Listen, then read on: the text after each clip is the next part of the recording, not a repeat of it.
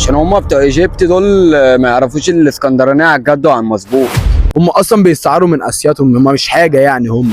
ليه الناس اللي من ايجيبت يا صاحبي بيستعاروا من اي حد في مصر؟ زماله ثواني، زماله بنشربه زماله فيه. اشرب يا عم. بقول لك ليه الناس اللي من ايجيبت بيستعاروا من اي حد في مصر؟ هم ما يعرفوش حاجه، دول بتوع ايجيبت دول ما إيه؟ يعرفوش اسكندريه دي على الجد وعلى المظبوط. احنا اسيادهم كده كده اساسا. هم بيستعاروا من اسياتهم وبيستعاروا من ناس تمام وناس جدعان. ولا واخد لك المصروف من بابا قبل ما ينزل ومن ماما. تنزل اشتغل يا عم وانزل هتعيش اكل عيشك بحلالك يابا. يا عم هو طلع على ربنا كرمه والدنيا جميله معاه. يبقى خلاص كارمو بقى، ما تدوس على حد. شايف كده؟ انا شايف كده. وانت؟ هم ناس مش تمام، انا مش شايفهم خالص اصلا. هم بيستعاروا من اسياتهم. مين اسيادهم يعني؟ مش هم فاهم. اسكندريه يابا، اسياد ايجيبت كلها. اسكندرانيه اجدع ناس، كهراويه اجدع ناس، كل المحافظات اجدع ناس. بس انا عايز اعرف برضو ليه بتوع ايجيبت دول كده وكده وكده.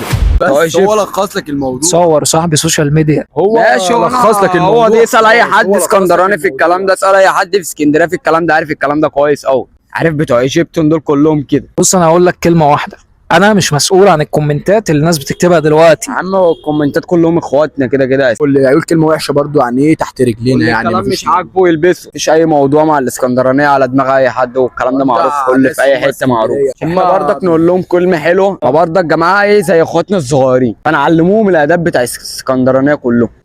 لما بينزلوا عندنا برضو انت فاهم بنعملهم برجوله وبجدعانه، وعندنا في الكليات وما بنقدرش نيجي عليهم. بس هم يعني ايه ناس مش تمام. هو اسد في جهته بس ما يعرفش يعمل اي حاجه. الاسكندراني في اي حته معروف، وبيحترموا الاحترام بتاع اي حد معروف. كده كده المحترم ناس بتحترمه في اي مكان. لا بس الاسكندرانيه غير الكلام ده كله. انا كنت عايز برضك اقول لك حاجه للي اسمه اسلام فوزي. ماله صح؟ هو راكب النت كده مره واحده وبتاع، وطلع مش طلعته. جرى يا اخوان، ما يعرفش اللي فيها سياد هنا ولا ايه؟ المفروض كان يستاذننا الاول على الكلام ده كله، احنا عطينا له وفتحنا له الباب بتاع المجال. استأذنك على ايه؟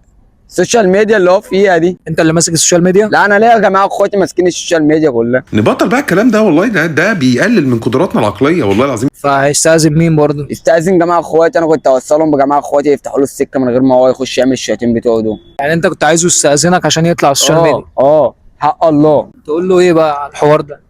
صاحبك هو المفروض صح؟ مش عارف اقول له ايه بصراحه، بس هو برضو عنده حق في الكلام اللي هو بيقوله، لازم يستأذنه برضو. صاحبي بقى والكلام ده، أيوة فلازم صاحبي. اطبل له بقى يابا. فاهمني؟ اخويا مش صاحبي يا عم. انا عايز الناس اللي في الكومنتات ايه رايكم في الكلام اللي هو بيقوله يا جدعان؟ قبل اي حاجه بس موافقين ان الفيديو ده ينزل؟ عادي عمنا نشوف اللي انت عايزه اعمله وكده كده. ايوه موافق الفيديو ده ينزل؟ انا موافق عادي، عشان موافق الرسالة اللي هو دي إيه؟ الرساله دي لازم توصل للعيال بتوع الكهرويه دول. الفيديو ده لو نزل مش هيتمسح. لا المهم ينزل يا عم ما يتمسح. انا يتمسحش، بس انا عايزك ينزل. توجه الرساله دي برضك تبعتها له بتاعت اسلام فوزي، انا عايز اشوف